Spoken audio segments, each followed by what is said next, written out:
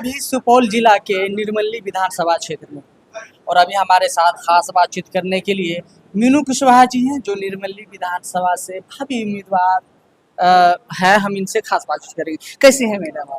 सबसे पहले आपको नमस्कार। अच्छी हूँ। अच्छा, क्या लगता है कि ये बढ़ते करप्शन बिहार में जो है आए दिन जो है घटना पे घटना हो रहे हैं। अभी कुछ दिनों पहले जो है मुजफ्फरपुर में एक 11 वर्षीय लड़की की बलात्कार कर दिया जाता है, फिर उसके बाद एसजीएमएस में जाते हैं, उनको सही ट्रीटमेंट नहीं मिलने से उनकी मृत्यु हो जाती है। क्या कुछ कहेंगे? देखिए, आए दिन हमारे यहाँ महिलाओं के साथ जिस तरह से घटना हो रही है और हमारे अभी वर्तमान सरकार हम सब महिलाओं को जिस तरह से हम लोगों को सम्मान दे रहे हैं, क्या लगता है क्या इस तरह की घटनाएं हम सबको सम्मान देने लायक है? हम सब महिलाएं ही मिल करके पूरा बिहार में नीतीश कुमार जी को 4 बार से मुख्यमंत्री बना रहे हैं, लेकिन उन्होंने क्या किया है?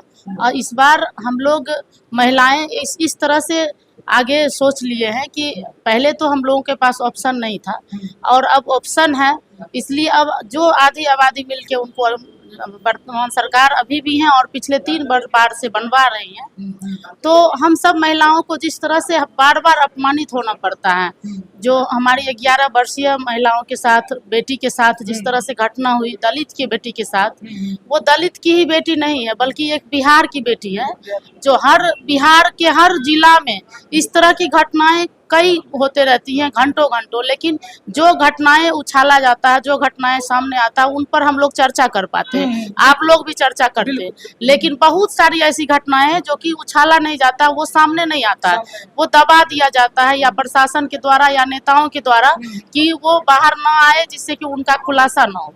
वर्तमान सरकार महिलाओं के लिए जिस तरह का अपमानित काम कर रहे हैं, उसका खुलासा अब हम लोग इस तरह से करने जा रहे हैं और किए भी हैं। आपने देखा कि हमारी जनसुराज की महिलाएं कितनी चढ़ बढ़ के पटना पीएमसीएच में धरना दी हैं और इन बात को आगे बढ़ाने के लिए सरकार से जवाब मांग रही है, और जब तक जवाब नहीं मिलेगा तब तक हम लोग लगे रहेंगे।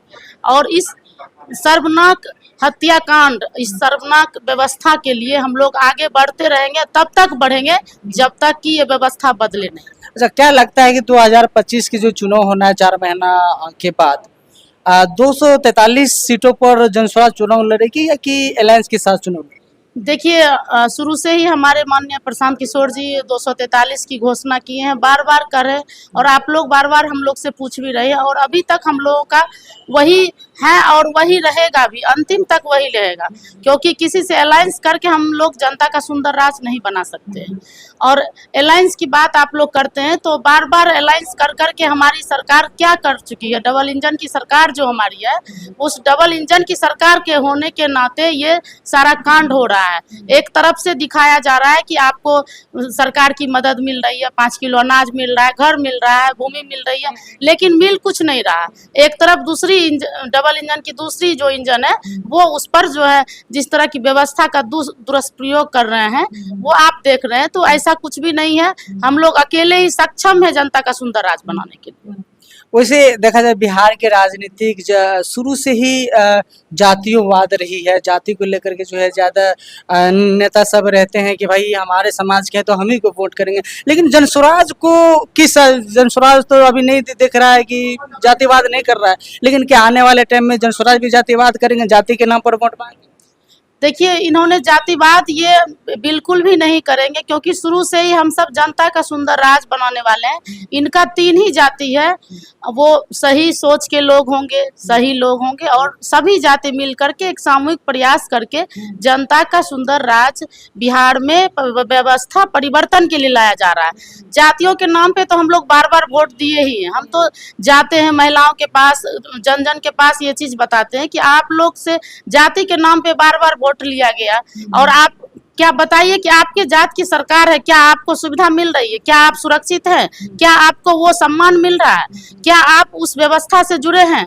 हर जाति का वोट लेकर के जात जात के नेता जीत करके अपनी सरकार बनाते हैं और उसी जाति को अपमानित होना पड़ता है, उसी जाति को उस व्यवस्था से वंचित किया जाता है।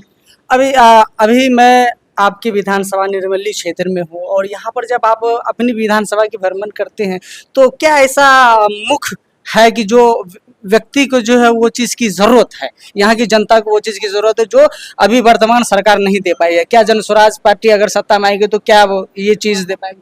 क्या है? देखिए, बिहार में एक सबसे बड़ा मुद्दा पूरे बिहारी के लिए है कि उन्हें सबसे पहले तो बिहार से बाहर जाने की जरूरत ना पड़े। उन्हें रोजगार की बहुत जरूरत है। उसके बाद जो 5 मुहिम लेके प्रशांत किशोर जी शुरू से चले और अब हम लोग चल रहे हैं, वो 5 मुद्दा बराबर जरूरत है कि एक तो सबसे पहले बिहार में रोजगार की व्यवस्था होनी चाहिए। दूसरा कि जितनी भी महिलाएं हैं, महिलाओं को के वोट से सरकार बनती है, लेकिन महिलाओं को हर बार अपमानित होना पड़ता है, हर उस सुविधा से वंचित रहना पड़ता है जो उसे जरूरत है, जो उस जिसकी वो हकदार है। हर उस बच्चे को पढ़ाई लिखाई के सही सुविधा की जरूरत है। आज पढ़ाई के नाम पर खिचड़ी की बटाई कर रहे हैं सरकार। आज पढ़ाई के नाम पर बिना पढ़ाई की डिग्री की खरीद बिक्री कर रहे हैं सरकार। तो क्या ये सब चीज रहेंगी तो क्या हम बच्चे हमारे बिहार के पढ़ नहीं सकेंगे? तो इसलिए हर बच्चे को पढ़ाई की जरूरत, अच्छी सुविधा की जरूरत है। हर माँ बाप जो बूढ़े हैं उन्हें 400 के बदले 2000 पेंशन की जरूरत है। हर वो किसान जिनको की मजदूर की जरूरत है, जो कि अभी के सरकार में उन्हें ना मजदूर मिल रही है, ना सही सिंचाई, ना ही कोई खाद की व्यवस्था, सारा चीजें। तो ये 5 मुहिम लोगों को हर घर में बराबर जरूरत है। चलते चलते निर्मली विधानसभा की जो जनता है इनसे क्या अपील करना चाहिए? मैं अपनी निर्मली विधानसभा की जनता से अपील करना चाहूंगी कि आप लोग जागृत हो जाएं और इस मुहिम को सुन रहे, समझ रहे हैं, सभी के पास पता चल गया है। इस लेकर के आप इससे जुड़ें और सभी को आप आपस में आसपास में समझाएं और एक नया प्रयास करें, सामूहिक प्रयास, जिससे कि हमारा राज बने। अच्छा, आपका परिचय? मेरा परिचय मीनू कुशवाहा, मैं स्टेट वर्किंग ग्रुप में हुई हूँ और संगठन जिला महिला अध्यक्ष वीरपुर भी हूँ और अभी 41 निर्मली विधानसभा संभावित प्रत्याशी हूँ।